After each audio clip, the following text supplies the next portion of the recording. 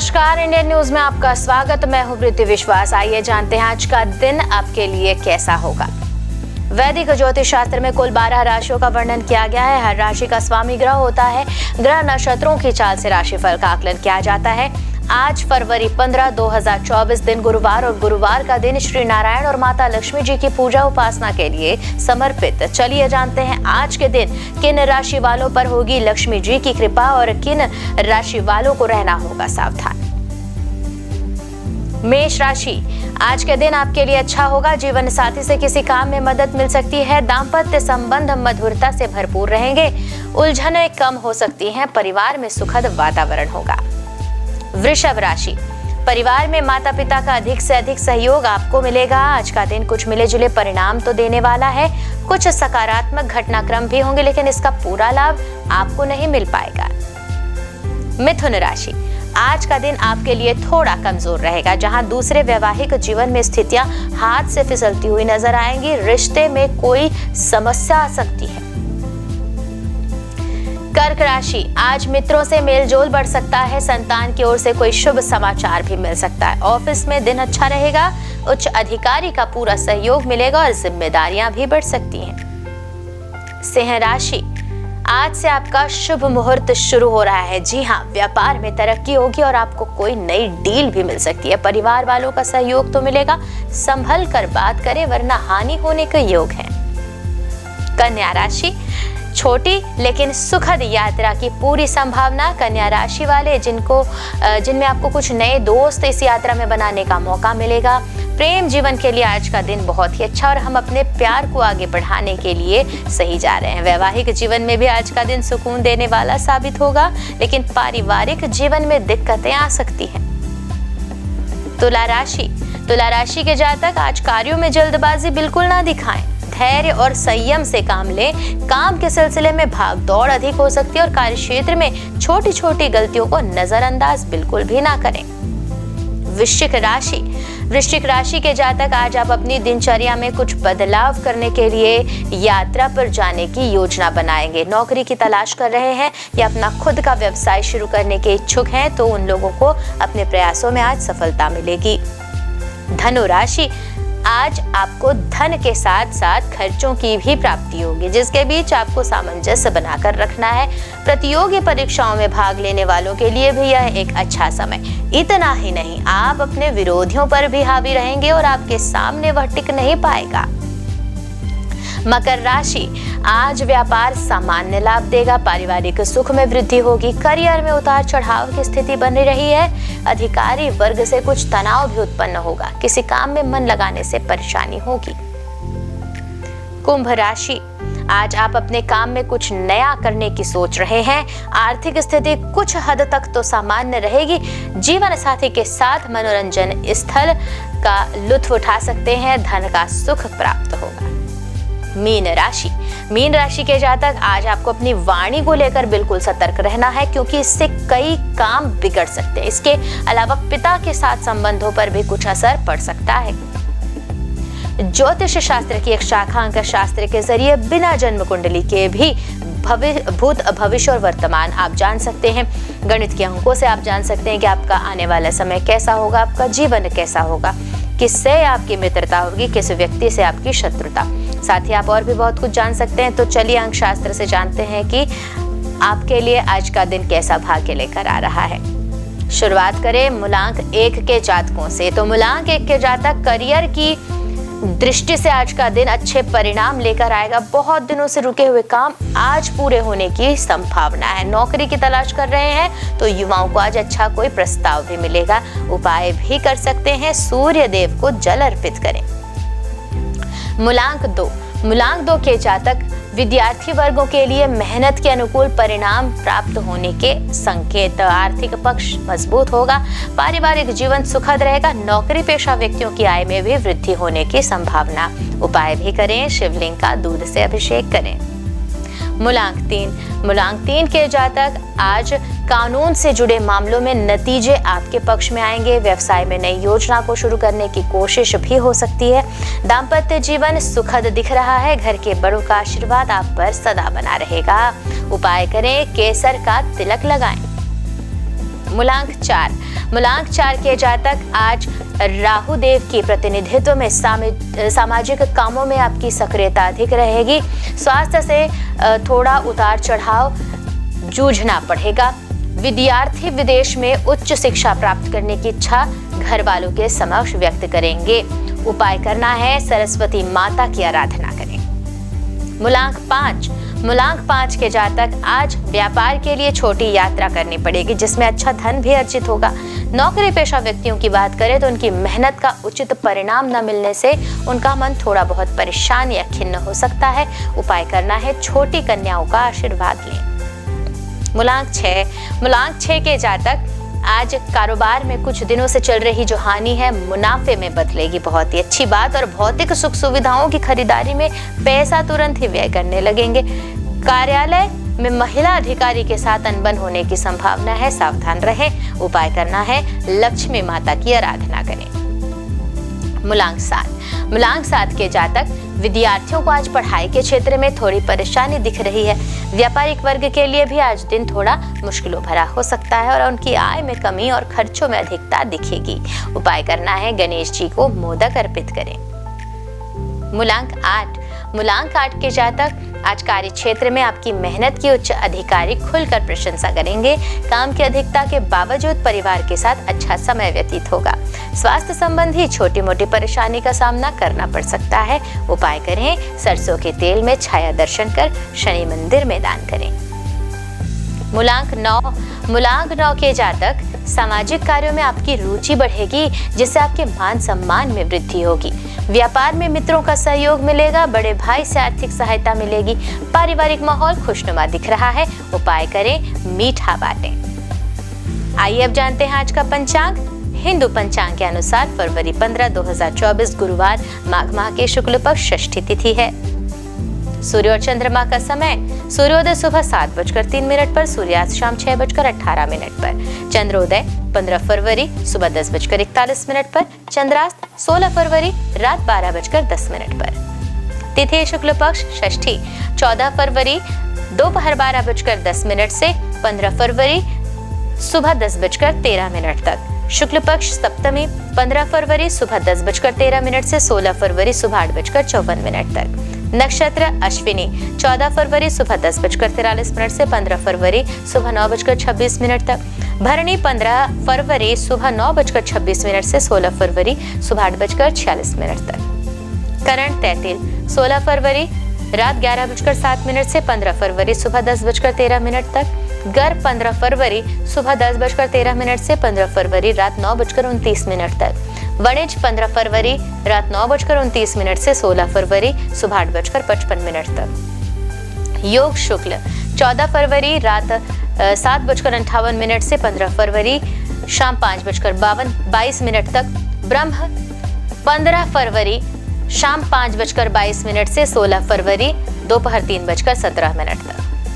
अशुभ काल राहु दोपहर 2:05 से 3:29 तक। यमगंड सुबह 7:03 से 8:27 तक। कुलिक सुबह 9:52 से 11:16 तक। दुर्मुहूर्त सुबह 10:48 से 11:33 तक और दोपहर 3:18 से शाम 4:03 तक। वर्ज्यम सुबह 5:38 से 7:09 तक और शाम 6:46 से रात 8:19 तक। आइए जाने शुभ काल का मुहूर्त। अभिजीत मुहूर्त दोपहर 12:18 से 1:03 तक। अमृत काल सुबह 4:06 से 5:39 तक। ब्रह्म मुहूर्त सुबह 5:26 से 6:14 तक। तो ये तो थी आज की राशिफल, अंक राशि और पंचांग। कल फिर मिलेंगे इंडियन न्यूज में आपके भाग्य के बदलते सितारों की दशा को लेकर हमारे विशेष कार्यक्रम राशिफल में। तब तक के लिए नमस्कार।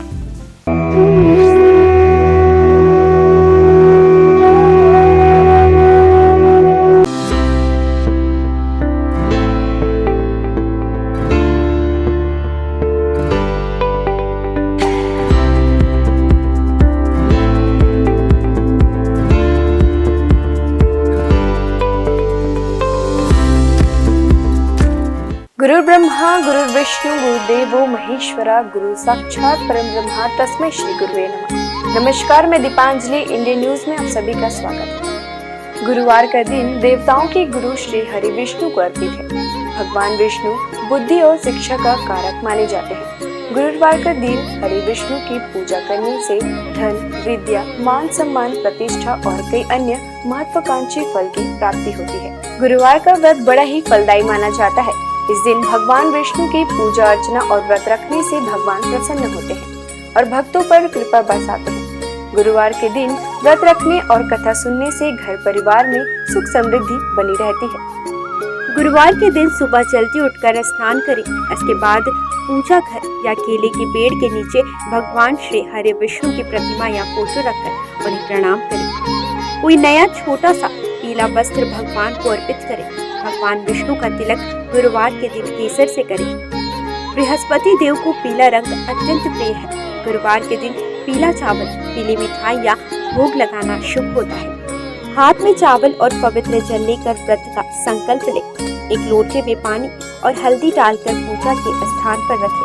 भगवान को गुड़ और धूली चने की दाल का भोग लगाएं। भगवान को प्रणाम करें और हल्दी वाले पानी को केला या किसी अन्य पेड़ के जड़ों पर डाल दें।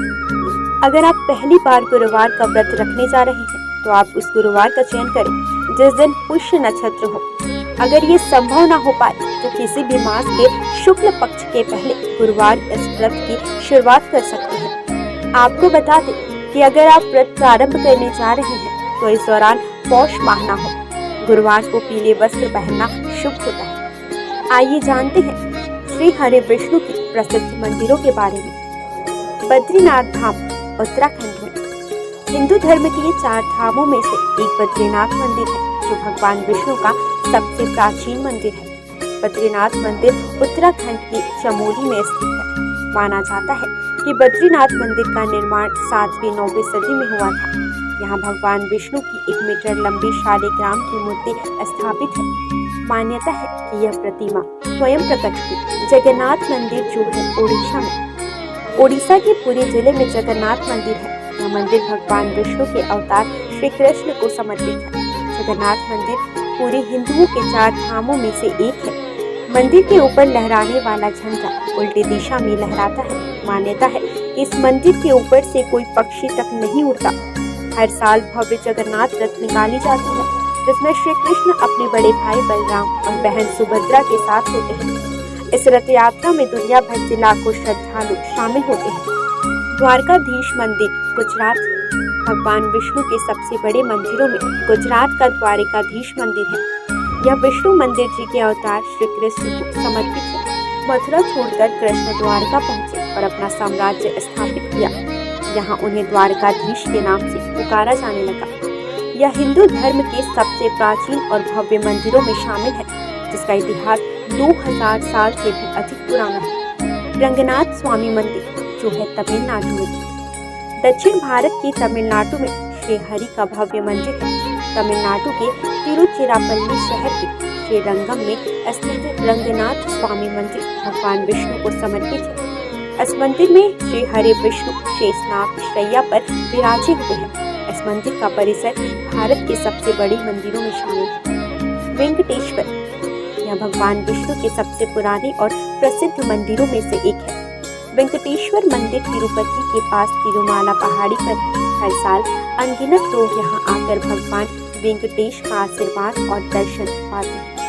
विट्ठल रुक्मिणी यह वैष्णव मंदिर महाराष्ट्र के पंढरपुर में है। विट्ठल रुक्मिणी भगवान विष्णु के विठोबा को समर्पित है। यहाँ श्री हरि और उनकी पत्नी रुक्मिणी विराजमान है। सिंहाचलम मंदिर यह मंदिर विशाखापट्टनम के पास है।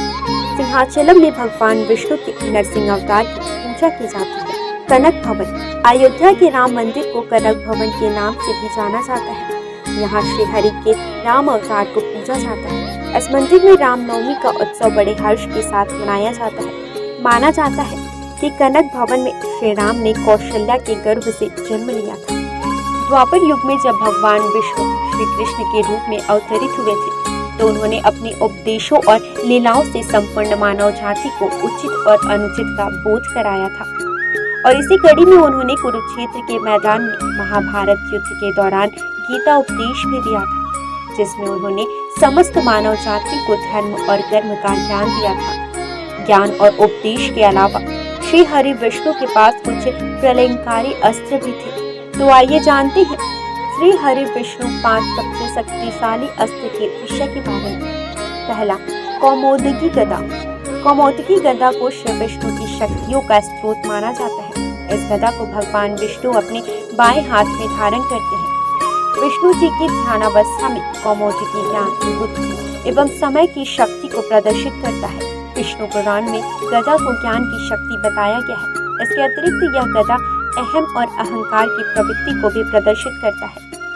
विष्णु धर्मोत्तर पुराण में कौमोदकी भगवान विष्णु की पत्नी तथा समृद्धि एवं बुद्धि की देवी लक्ष्मी को दर्शाता है। वहीं कृष्णोपनिषद के अनुसार यह गदा मां काली अर्थात समय की शक्ति को दर्शाता है। यह गदा महाभारत काल में भगवान कृष्ण को वरुण देव से प्राप्त हुई थी। यह भयंकर गर्जना उत्पन्न करके शक्तिशाली असुरों और राक्षसों का विनाश करने में सक्षम थी।